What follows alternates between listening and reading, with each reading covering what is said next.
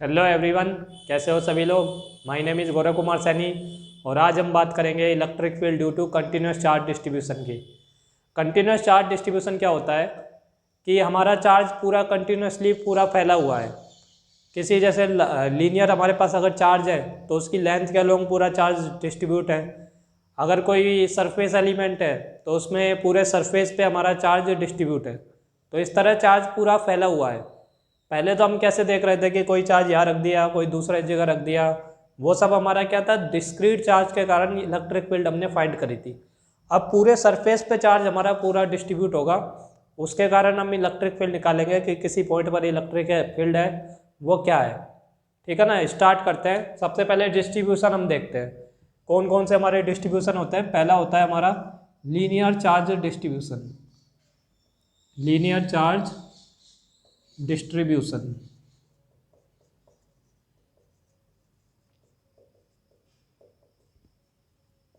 इसमें हमारा क्या होता है कि किसी भी लाइन चार्ज के अलोंग चार्ज हम डिस्ट्रीब्यूट कर देते हैं। जैसे ये पूरे सरफेस पे, इसके मतलब पूरे लाइन के अलोंग हमारा चार्ज डिस्ट्रीब्यूट है। इसका चार्ज अगर ले लेते हैं Q, इसकी लेंथ अगर ले लेते हैं हम L, तो हम एक टर्म डिफाइन करते हैं linear charge density. Linear charge density ये हमारी क्या होती है, चार्ज पर यूनिट लेंथ, यानी Q/L। ये हमारी होगी लीनियर चार्ज डेंसिटी। इसको हम लैम्डा से भी लिखते हैं, तो लैम्डा हमारा क्या रहेगा, Q/L, charge per unit length. तो अगर हमें किसी छोटे से सेगमेंट का चार्ज बताना है कि ये dx लेंथ का सेगमेंट है, इसका चार्ज अगर dq है तो dq की क्या वैल्यू होगी, इस तरह हमको सेगमेंट लेना आना चाहिए। तो dq हमारा क्या हो जाएगा, देखो यूनिट लेंथ का चार्ज हमारा क्या है, Q/L है। चार्ज डेंसिटी यही होती है ना, चार्ज पर यूनिट लेंथ, यानी यूनिट लेंथ का हमारा चार्ज वो तो हमारा है Q/L, यानी लैम्डा। और लेंथ हमारी कितनी है जिसका हम चार्ज निकालने वाले हैं, dx, तो लैम्डा dx हमारा क्या आ गया, चार्ज आ गया। छोटे से सेगमेंट dx का हमारा चार्ज आ गया। लैम्डा की वैल्यू भी रख सकते हैं, Q/L dx, ये हमारा चार्ज आ जाएगा। ठीक है ना। तो ये हो गया लीनियर सेगमेंट। अब हम देखते हैं सरफेस चार्ज डिस्ट्रीब्यूशन।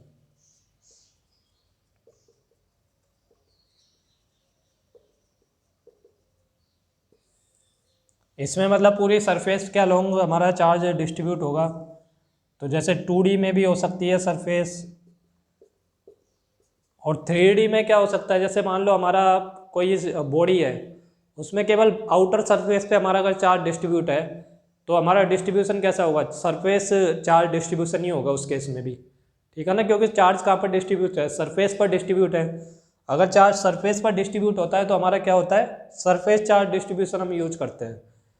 इसमें हम सरफेस चार्ज डेंसिटी डिफाइन करेंगे, सरफेस चार्ज डेंसिटी, इसको सिग्मा से लिखते हैं हम। वो हमारी होती है चार्ज पर यूनिट एरिया। जैसे यहाँ क्या लिया था, चार्ज पर यूनिट हमने लेंथ लिया था, तो यहाँ पर कितना लेंगे, चार्ज पर यूनिट एरिया हम लेंगे। ठीक है ना।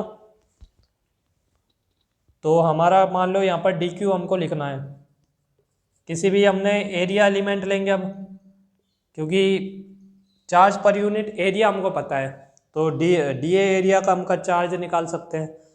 तो dq हमारा क्या आ जाएगा, सिग्मा dA। यूनिट एरिया का चार्ज ये है, dA एरिया का निकालना है तो सिग्मा dA। तो सिग्मा की वैल्यू रख सकते हैं Q/A dA। तो इस तरह हम निकाल सकते हैं इसको। ठीक है ना। अब आगे चलते हैं, volume charge density. Volume charge density,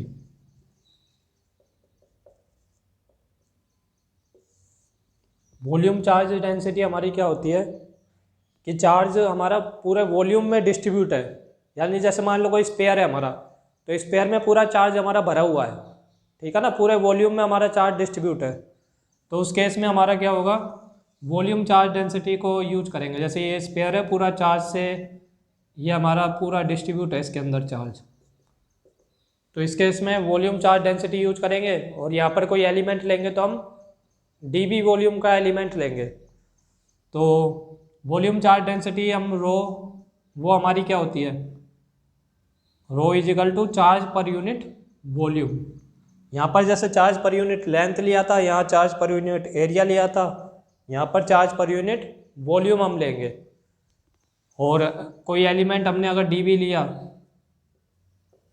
इसका अगर हमें चार्ज बताना है डी क्यू कितना चार्ज होगा, तो डी क्यू हमारा क्या आ जाएगा, रो डी वी। ठीक है ना, एलिमेंट का हम चार्ज निकाल सकते हैं। अगर कोई बाई चांस पूछ ले कि जैसे तुम्हें एलिमेंट का चार्ज दे दिया, मतलब तुम्हें चार्ज डेंसिटी दे दी और पूरा चार्ज पूछ लिया कि पूरा चार्ज कितना है, जैसे वॉल्यूम चार्ज डेंसिटी हमको दे दी, गिवन है सवाल में, और पूरा चार्ज पूछेंगे तो हम क्या करेंगे, इस तरह इंटीग्रेट करके हमको निकालना पड़ेगा।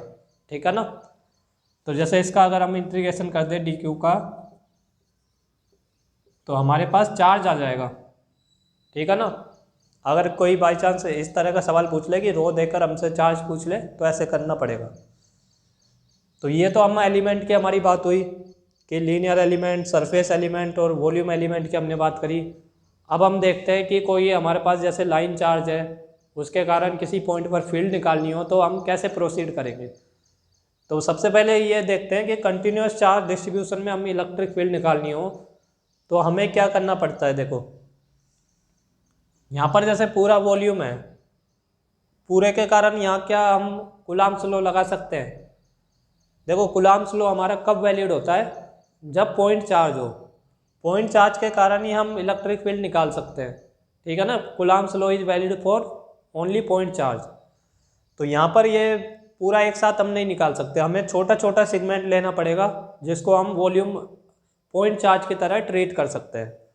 तो हमने जैसे ये जो सेगमेंट लिए, इनको हम पॉइंट चार्ज की तरह ट्रीट करते हैं, बाद में फिर इंटीग्रेट करके हम पूरा निकाल लेते हैं। ठीक है ना, इस तरह प्रोसीड करेंगे।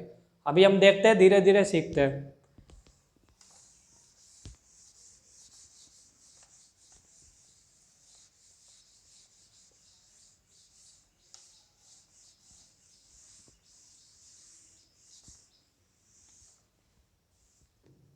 देखो ये हमारा एक लाइन चार्ज है, यानी एक रोड है हमारी, थिन रोड। इस पर चार्ज दिया हुआ है तुम्हें प्लस क्यू, और इसकी लेंथ दी हुई है एल। एल लेंथ की हमारी एक रोड है। इसके कारण हमको जैसे इस पॉइंट पर इलेक्ट्रिक फील्ड निकालनी है, ये डिस्टेंस हमको गिवन है ए। तो रोड से ए डिस्टेंस पर इलेक्ट्रिक फील्ड हमको फाइंड करनी है। तो देखो यहाँ पर हम पूरे के साथ एक साथ तो निकाल नहीं सकते। क्या हम ये ऐसा कर सकते हैं कि पूरा चार्ज हम सेंटर पे मान के फिर इलेक्ट्रिक फील्ड निकाल लें, तो वैसा भी हम नहीं कर सकते, क्योंकि सेंटर ऑफ चार्ज का कोई कॉन्सेप्ट नहीं होता। सेंटर ऑफ मास फिर भी होता है कॉन्सेप्ट, सेंटर ऑफ चार्ज का कोई कॉन्सेप्ट नहीं होगा। ठीक है ना, हमें हमेशा सेगमेंट लेके ही इंटीग्रेट करना पड़ेगा। तो यहाँ से हम क्या करते हैं कि x डिस्टेंस पर जाकर dx का हम सेगमेंट लेते हैं। यहाँ से x डिस्टेंस पे dx का सेगमेंट लिया, उसका चार्ज हमारा है dq। तो dq की वैल्यू तो मैंने निकालना बता दी, कैसे निकालते हैं, लैम्डा dx यानी q/l dx। ये तो यूनिट लेंथ का चार्ज, ये dx लेंथ का चार्ज हो जाएगा। ठीक है ना, ये हो गया हमारा फर्स्ट इक्वेशन। अब हम क्या कर सकते हैं, डी क्यू के कारण तो हम यहाँ पर इलेक्ट्रिक फील्ड फाइंड कर सकते हैं, क्योंकि ये हम पॉइंट चार्ज की तरह इसको ट्रीट कर सकते हैं। तो पॉइंट चार्ज के कारण तो इलेक्ट्रिक फील्ड हम निकाल सकते हैं। बाद में क्या करेंगे कि सारे एलिमेंट्स के कारण इलेक्ट्रिक फील्ड हम निकाल सकते हैं। इसी पॉइंट पर हर एलिमेंट के कारण इलेक्ट्रिक फील्ड निकल जाएगी, तो सारे एलिमेंट की इलेक्ट्रिक फील्ड को ऐड करेंगे तो हमारी टोटल इलेक्ट्रिक फील्ड आ जाएगी। वही हमारा इंटीग्रेशन होता है। ठीक है ना, तो सबसे पहले तुम्हें डी ई लिखना है और फिर उसको इंटीग्रेट करना है। तो डी ई हमारा क्या आ जाएगा, के क्यू/r² होता है हमारा फॉर्मूला। तो यहाँ पर डी क्यू के कारण निकाल रहे हैं, तो के डी क्यू/x²। तो ये तो हमारा आ गया डी ई। अब डी क्यू की वैल्यू रख दो यहाँ पर, के q by L x square D x. अब इसका इंटीग्रेशन कर दो तो हमारी नेट इलेक्ट्रिक फील्ड आ जाएगी के क्यू बाई एल, यहाँ पर आ गया D x by x square. और लिमिट कहाँ से कहाँ तक आएगी इंटीग्रेशन की? देखो यहाँ पर सेगमेंट हम कहाँ से स्टार्ट कर सकते हैं लेना, यहाँ से स्टार्ट कर सकते हैं ए डिस्टेंस से, और मैक्सिमम दूर कहाँ तक जा सकते हैं ए प्लस एल। ये पूरा कितना है हमारा ए प्लस एल है, तो ए से ए प्लस एल तक हम लिमिट ले सकते हैं। तो हमारा क्या जाएगा के क्यू बाई एल, और इसको इंटीग्रेट करना है तो क्या करेंगे, इसको ऊपर ले जाओ, एक्स की पावर -2 हो जाएगी। तो इंटीग्रेशन क्या हो जाएगा, एक्स की पावर -2 + 1 अपॉन -2 + 1, यानी -1/x आ जाएगा इससे, ए से ए प्लस एल। तो हमारा आ गया के क्यू बाई एल, और माइनस साइन आ रहा है तो पहले लोअर लिमिट रख के माइनस कर लो, क्योंकि पहले हम अपर रखते हैं माइनस लोअर रखते हैं, लेकिन माइनस साइन आएगा ना बाहर, इसमें ये माइनस साइन है तो उसको वापस मल्टीप्लाई करोगे तो ये उल्टा हो जाएगा, ठीक है ना। तो इसका एलसीएम लेके सोल्व कर सकते हो, k q by l a into a plus l हमारा एलसीएम आ जाएगा। तो इसमें क्या बचेगा, a plus l minus l minus a, इसका करेंगे तो ए बचेगा, तो ए से ए गया और यहाँ एल से एल भी कट जाएगा। तो हमारा आंसर क्या आ गया, के q by A into a plus L, ठीक है ना। ये हमारा इलेक्ट्रिक फील्ड का आंसर आएगा। आ गया ना सभी को समझ में? तो अब आगे बढ़ते हैं।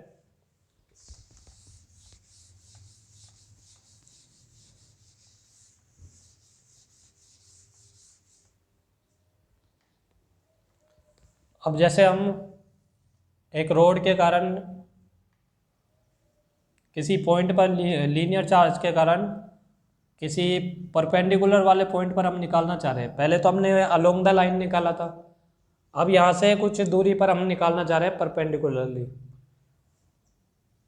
तो जैसे ये वाला एंगल हमको गिवन है θ1, ये वाला एंगल हमको गिवन है θ2, और ये परपेंडिकुलर डिस्टेंस हमको दे रखी है r0, और ये चीज़ हमको गिवन है, ये तीन चीज़ गिवन है, परपेंडिकुलर डिस्टेंस r0, ये एंगल θ2, ये एंगल θ1।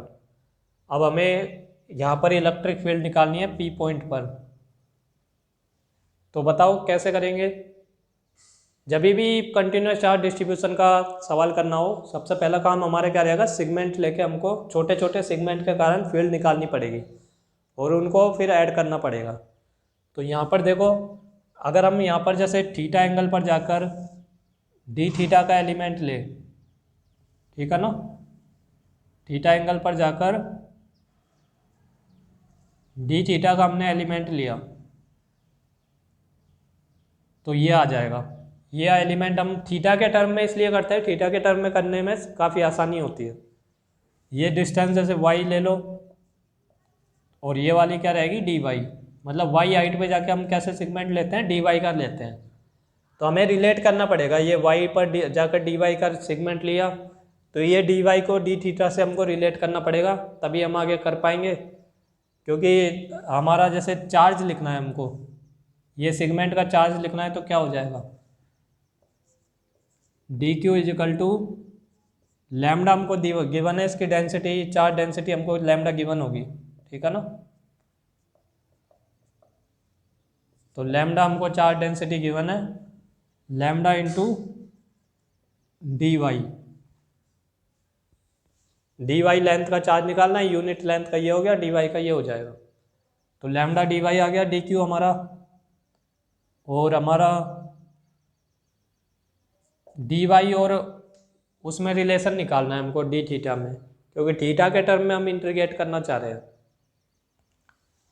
तो यहाँ से देखो हमारे पास y अपॉन r0 क्या होगा, tan थीटा होगा, परपेंडिकुलर अपॉन बेस हमारा क्या होता है tan थीटा। तो y यहाँ से कितना आ गया, r0 tan थीटा। अब इसका डिफ्रेंशिएट कर दो दोनों तरफ, तो d y is equal to r naught sec square theta D theta आ जाएगा। ठीक है ना, ये हमारा डी वाई आ गया।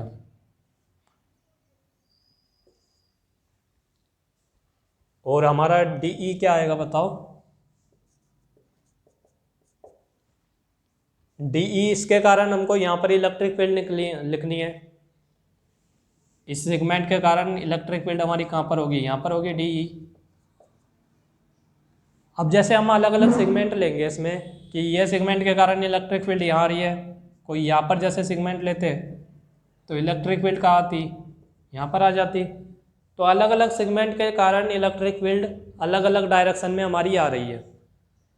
यानी कोई भी हम सेगमेंट लेंगे उसके कारण इलेक्ट्रिक फील्ड मतलब इसी लाइन के अलोंग नहीं आ रही, ऊपर लेंगे तो नीचे आ रही है, नीचे लेंगे तो ऐसे आ रही है। तो इलेक्ट्रिक फील्ड की डायरेक्शन हमारी चेंज हो रही है, हर सेगमेंट के कारण अलग अलग डायरेक्शन है।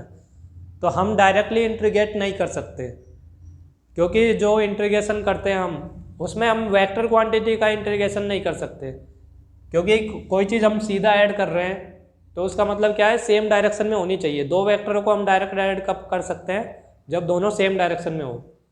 ठीक है ना, इंटीग्रेशन मतलब एडिशन ही होता है, हम छोटे छोटे सेगमेंट्स का एडिशन करते हैं। तो यहाँ पर हमें क्या करना पड़ेगा, जब भी डायरेक्शन चेंज हो रही हो तो कंपोनेंट करने पड़ते हैं। हम दो कंपोनेंट करेंगे इलेक्ट्रिक फील्ड के, एक तो ये डायरेक्शन में और ये एक डायरेक्शन में। ये तो डी ई परपेंडिकुलर ले लेते हैं और ये डी ई पैरेलल ले लेते हैं। यानी ये वायर के पैरेलल है ना, तो डी ई पैरेलल, और ये वायर के परपेंडिकुलर है तो डी ई परपेंडिकुलर। ये एंगल थीटा पर हमने सेगमेंट लिया था तो ये एंगल भी थीटा हो जाएगा, वर्टिकली अपोजिट एंगल। तो हमारा ये वाला डी ई परपेंडिकुलर तो क्या हो गया, डी ई कोस थीटा हो गया, और डी ई पैरेलल क्या हो गया, डी ई साइन थीटा हो गया। ठीक है ना, तो डी ई के हम दो कंपोनेंट करेंगे। अब सारे कंपोनेंट, ये वाले कंपोनेंट तो हम ऐड कर सकते हैं, ऐसे ही सारे पैरेलल वाले कंपोनेंट भी हम ऐड कर सकते हैं। अब डी ई की वैल्यू देखते हैं। डी ई क्या होता है, के क्यू बाई आर स्क्वायर होता है इस एलिमेंट के कारण। तो के चार्ज कितना है, डी क्यू बाई इस डिस्टेंस का स्क्वायर करना है। ये जैसे अभी के लिए आर ले लेते हैं तो आर का स्क्वायर। अब हमें आर निकालना पड़ेगा थीटा की टर्म में, क्योंकि हम थीटा की टर्म में ही सोल्व कर रहे हैं ना सब चीज़ों को। तो देखो यहाँ पर आर नोट बाई आर हमारा कौन सा थीटा है, आर नोट बाई आर, क्योंकि आर नोट हमको गिवन है ना, इसलिए आर नोट लिया हमने। तुम ये बोल सकते हो कि वाई क्यों नहीं लिया, क्योंकि हमको आर नोट गिवन है सवाल में। तो R naught by R is equal to sine theta हो गया, cos theta base upon hypotenuse क्या होता है, कोस थीटा। तो आर नोट हमारा क्या आ गया, आर हमारा क्या आ गया, R naught by cos theta, यानी आर नोट सेक थीटा।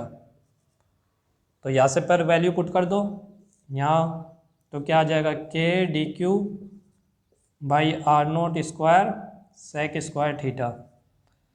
अब डी क्यू की भी वैल्यू पुट कर दो, डी क्यू हमने निकाला हुआ है, देखो यहाँ पर था लैम्डा डी वाई था हमारा, तो क्या आ जाएगा, लैम्डा डी वाई की वैल्यू ये हो गई R naught sec square theta D theta.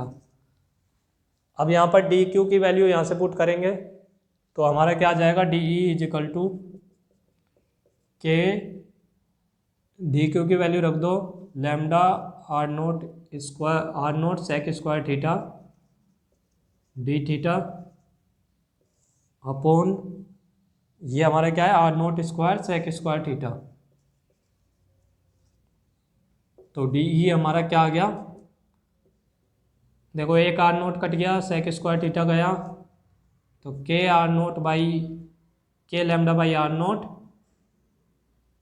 और एक सेक थीटा गया यहाँ से, मतलब सेक थीटा गया, हाँ यही आ गया बस डी थीटा। तो ये आ गया हमारे पास K lambda by are naught D theta, ये डी ई की वैल्यू आई। अब हमें क्या करना है, डी ई परपेंडिकुलर और डी ई पैरेलल, इनको हमको इंटीग्रेट करना है, क्योंकि अभी क्या बोला था मैंने, किस डायरेक्शन अगर सेम हो तभी हम इंटीग्रेट कर सकते हैं, वेक्टर क्वांटिटी को डायरेक्टली इंटीग्रेट नहीं करते। तो डी ई पैरेलल वालों को हम इंटीग्रेट कर सकते हैं अलग से, परपेंडिकुलर वालों को अलग से इंटीग्रेट कर सकते हैं। तो पहले परपेंडिकुलर देख लेते हैं। डी परपेंडिकुलर होता है, डी कोस थीटा है हमारे पास, परपेंडिकुलर वाला कोस थीटा है। तो हमारा रख देंगे यहाँ पर K lambda by are naught cos theta D theta, ये डी ई परपेंडिकुलर हो गया, और इंटीग्रेट कर दोगे तो ई परपेंडिकुलर हमारे पास आ जाएगा। K lambda by are naught constant है, बाहर ले लो, और कोस थीटा का हमको इंटीग्रेशन आता ही है, तो ई परपेंडिकुलर ये आ गया। लिमिट और रखनी है हमको, लिमिट कहाँ से कहाँ तक होगी। देखो थीटा हमने कैसे लिया, इस तरह लिया, तो ऊपर वाले को हम पॉजिटिव ले सकते हैं, नीचे अगर थीटा लेते तो वो नेगेटिव ले सकते हैं।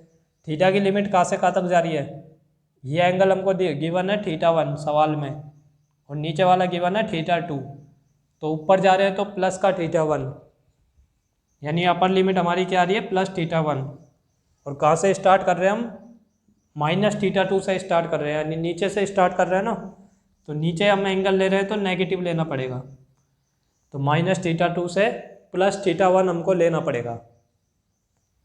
तो कितना आ गया के lambda by are naught, cos theta का इंटीग्रेशन क्या होता है साइन थीटा, तो साइन थीटा और माइनस θ2 से प्लस θ1, तो हमारा आ गया के लैम्डा बाई आर नोट और साइन θ1 माइनस साइन माइनस θ2 आएगा, और साइन माइनस थीटा होता है माइनस साइन थीटा, तो ये आ गया के lambda by are naught sine θ1 plus sine θ2। ये फॉर्मूला हमको याद रखना है, ई परपेंडिकुलर का ये फॉर्मूला है, ये हमको याद रखना है। अब ई पैरेलल करते हैं, इस साइड कर रहा हूँ मैं,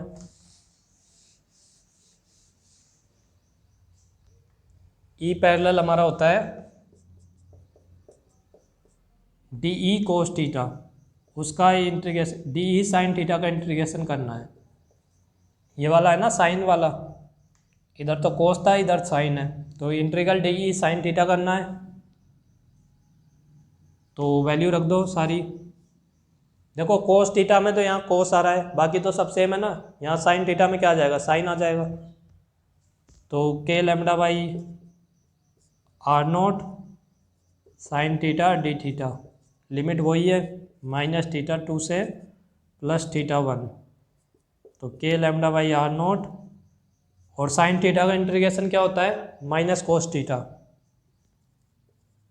और लिमिट आ जाएगी माइनस θ2 से θ1, तो minus k lambda by are naught sine θ1 minus वो कोस θ1 माइनस कोस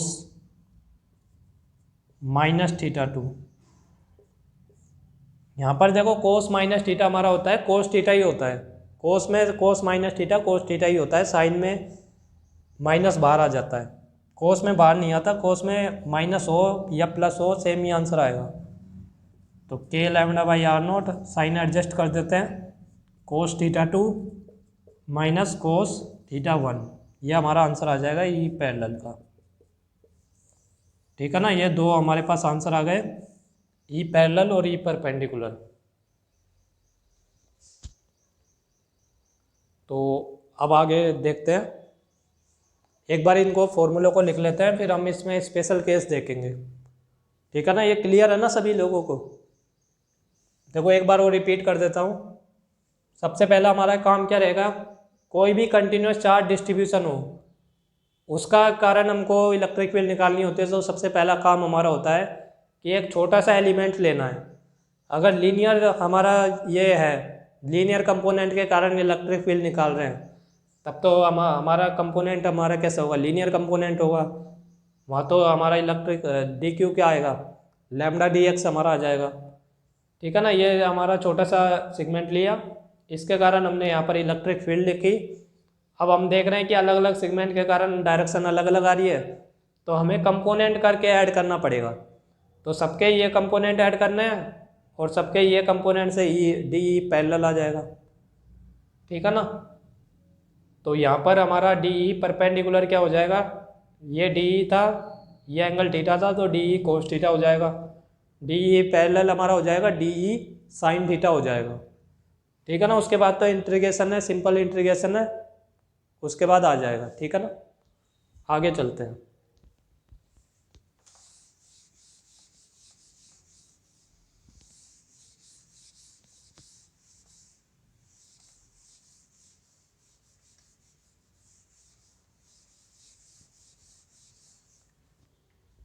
देखो एक बार फॉर्मूले दोबारा लिख लेते हैं। ई परपेंडिकुलर हमारा था K lambda by are naught sine theta 1 plus sine theta 2, और ई पर पैरेलल था हमारा K lambda by are naught cos theta 2 minus cos theta 1। तो अब हम स्पेशल केस देखते हैं। Case 1, infinite long wire.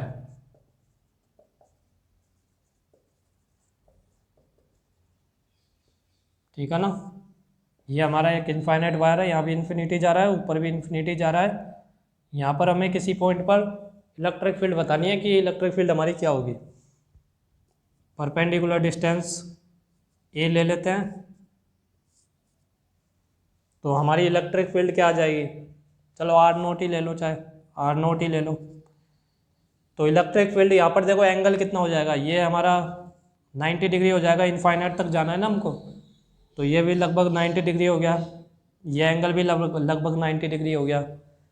तो यहाँ से थीटा 1 हमारा 90 हो गया, थीटा 2 भी हमारा 90 हो गया।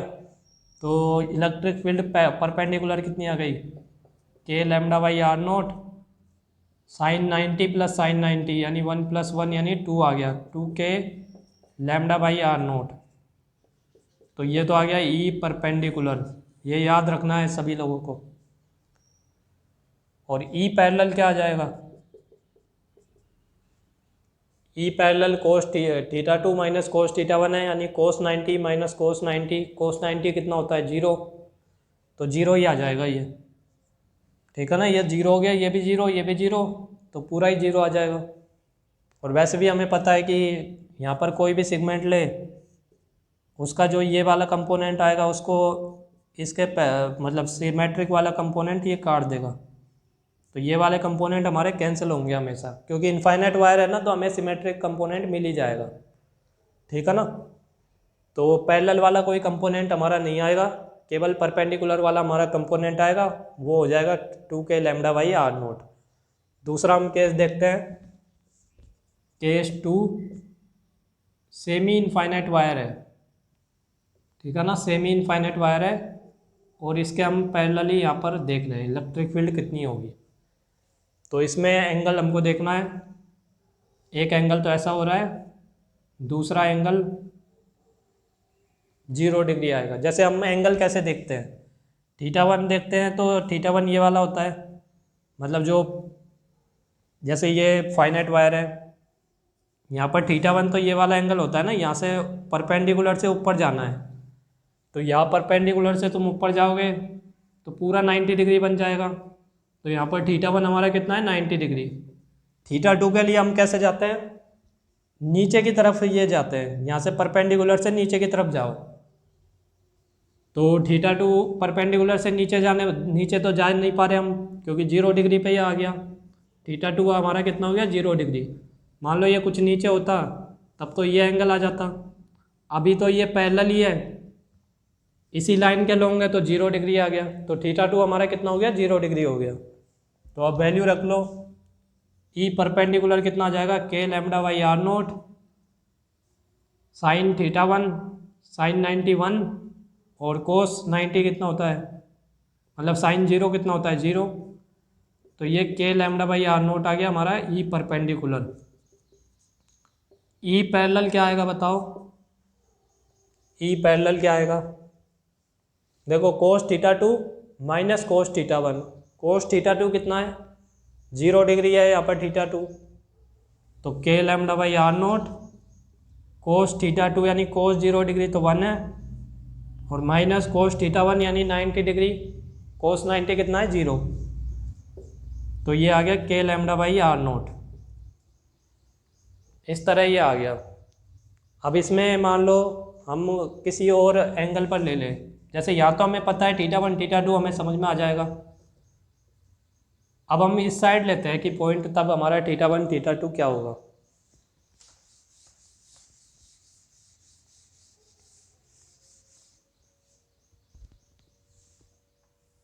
जैसे ये हमारा सेमी इनफाइनाइट वायर है,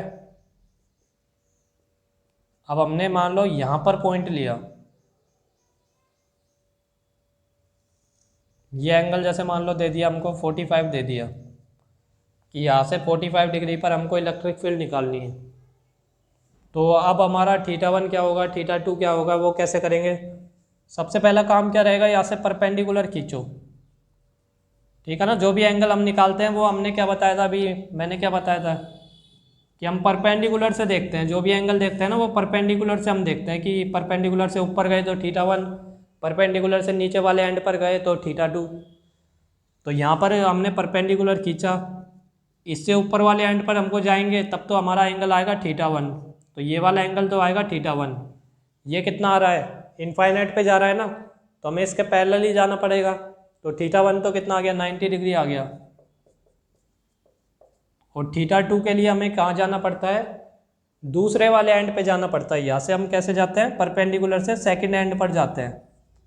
तो परपेंडिकुलर से सेकंड एंड यानी नीचे की तरफ जाते हैं, जब जब तो हम क्या लेते थे, पॉजिटिव लेते थे। तो परपेंडिकुलर से हमें नीचे की तरफ होके सेकंड एंड पर हम जाते थे, यानी तुम्हें ये वाला θ2 लेना पड़ेगा, ठीक है ना।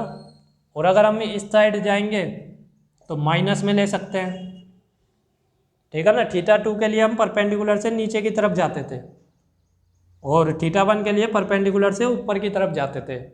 तो नीचे जाने पर θ2 पॉजिटिव लेना है, ऊपर जाने पर θ1 पॉजिटिव लेना है। बस ये चीज़ तुम याद रख लो, ठीक है ना। अब यहाँ पर देखो ऊपर जाना पड़ रहा है तो θ2 हमको नेगेटिव में लेना पड़ेगा, θ2 हमको -45 डिग्री लेना पड़ेगा। ये 45 गिवन है ना हमको, तो ये हमको 45 गिवन है तो -45 लेना पड़ेगा। ये देखो ये 45 है तो ये भी 45 हो जाएगा, तो θ2 हमारा कितना है, 45 डिग्री। और माइनस का हमको लेना पड़ेगा क्योंकि हमें ऊपर जाना पड़ रहा है। तो इसमें वैल्यू रख के निकाल ही लेंगे, तो इसमें वैल्यू रख के हम निकाल सकते हैं कि λ/r0 साइन 90 डिग्री कितना होता है 1, और साइन 45 कितना होता है 1/√2। साइन माइनस है तो माइनस बाहर आ जाएगा, ये आ जाएगा, क्योंकि -45 है ना तो साइन नेगेटिव होगा। तो ये तो ई परपेंडिकुलर आ गया, ऐसे ही पैरेलल निकाल लेंगे, ठीक है ना। वैल्यू रखनी है हमको, केवल फॉर्मूला हमारे पास है ही गया। तो अगर नीचे हो तो ऐसे हो गया। अब मान लो ऊपर ले ले हम पॉइंट, वायर से ऊपर ले ले, तब क्या होगा,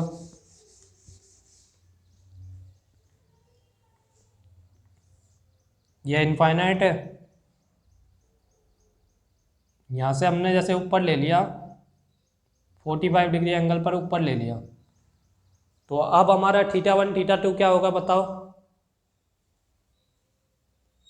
देखो अभी भी वैसे ही है ना, हमारा कॉन्सेप्ट वो याद रखना है कि पहले परपेंडिकुलर खींचो, वहाँ से अगर ऊपर जाना है तो θ1 पॉजिटिव, अगर नीचे जाएंगे तो θ1 नेगेटिव। ऐसे ही θ2 के लिए उल्टा है, नीचे जाने पर पॉजिटिव है θ2। मैं तो इस तरह ही याद रख सकता इसमें, जब मैं अपने टाइम पे करता था ना तो मैंने ये कॉन्सेप्ट बना रखा था जिससे मुझे कन्फ्यूजन नहीं होता था।